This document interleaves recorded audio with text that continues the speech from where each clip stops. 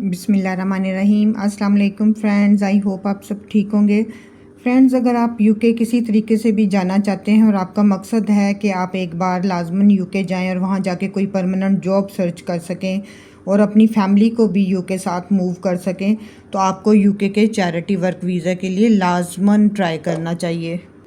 UK का charity work visa क्या है, इसके क्या बेनिफिट्स हैं, क्या एलिजिबिलिटी और रिक्वायरमेंट्स है और इसकी क्या प्रोसेसिंग है, आपने चैरिटी वर्क वीज़ा के लिए काम कैसे सर्च करना है, ये हम आज की वीडियो में डिस्कस करेंगे। चैरिटी वर्क वीज़ा का मतलब है कि आप वॉलंटरीली काम करेंगे, यानी कि खिदमत खल्क करेंगे। इस वीज़ा के लिए आपको फ्री ऑफ कॉस्ट काम करना होता है। जैसे आप किसी ओल्ड एज होम में सर्विसेज दे सकते हैं, लेकिन इसमें आपको अकोमोडेशन फ्री होगी, आपका खाना पीना, वाईफाई, ये सब आपको फैसिलिटीज़ फ्री में मिलेंगी।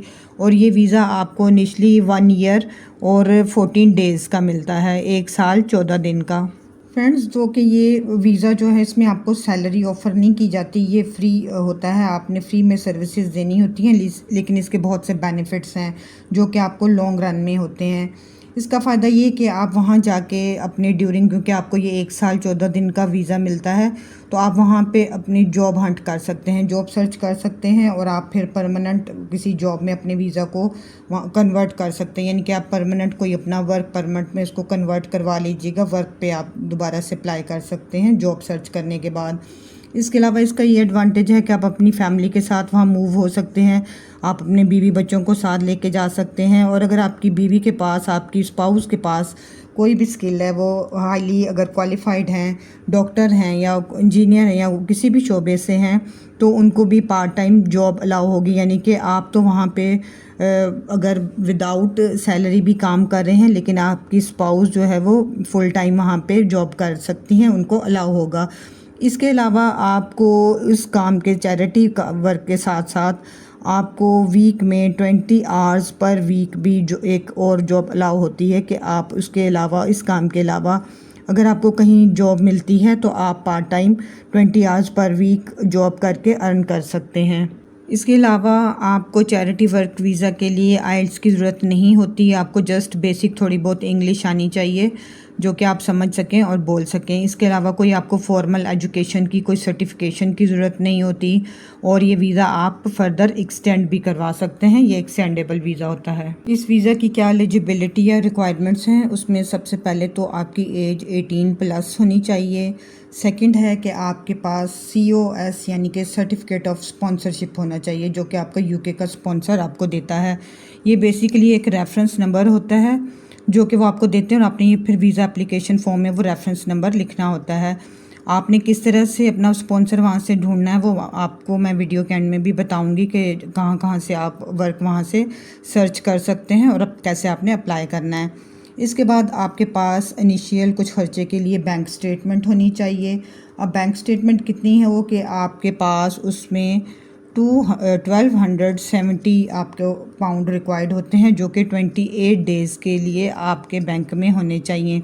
अगर एक बंदा जा रहा है तो आपको 1270 पाउंड जो हैं वो 28 डेज़ के लिए ज़रूरत होगी। अगर आप अकेले जा रहे हैं तो 1270 पाउंड आपके पास 28 डेज़ के लिए होनी चाहिए। अगर आपकी स्पाउस भी साथ में जा रही हैं तो 285 पाउंड उनके होंगे। अगर आपका एक बच्चा है तो 315 पाउंड आपके एक बच्चे के होंगे। और अगर आपके एडिशनल साथ में बच्चे जा रहे हैं तो 200 पर चाइल्ड आपको रिक्वायर्ड होंगे बैंक में अमाउंट रखना। 6 मंथ्स के लिए वैलिड पासपोर्ट ब्लैंक पेजेस के साथ होना चाहिए, CNIC होना चाहिए। और इसके अलावा एक हेल्थ इंश्योरेंस सरचार्ज होता है जो कि आपको चाहिए होगा। ये आपका 624 पर पर्सन के हिसाब से पर एनम होता है, ठीक है, पर ईयर, यानी कि 624।